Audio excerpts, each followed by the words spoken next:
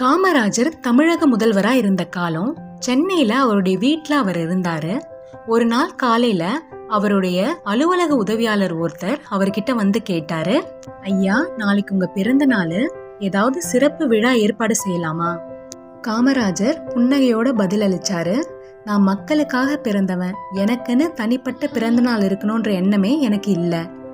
உதவியாளர் மீண்டும் தயக்கத்தோட கேட்டாரு, ஆனா ஐயா, உங்க தொண்டர்கள், அமைச்சர்கள், மக்கள் எல்லோரும் உங்க பிறந்த நாளை கொண்டாட விரும்புறாங்க அப்படின்னு.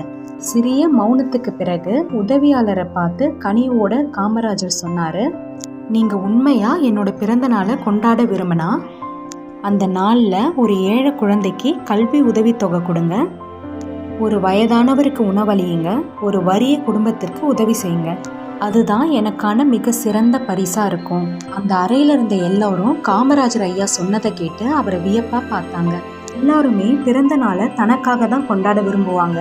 ஆனா இது எதுவுமே அவருக்கு முக்கியமா தோணல. அவருடைய உண்மையான மகிழ்ச்சி மக்களோட நலன்ல தான் இருந்துச்சு.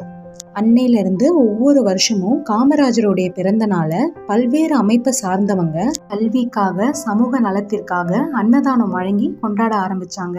அவர் ஆசைப்பட்ட பிறந்தநாள் பரிசு தமிழகத்தின் ஒவ்வொரு ஏழையின் கனவாக மாறியது. காமராஜர் மக்களுக்காக வாழ்ந்த ஒரு மாமனிதர்.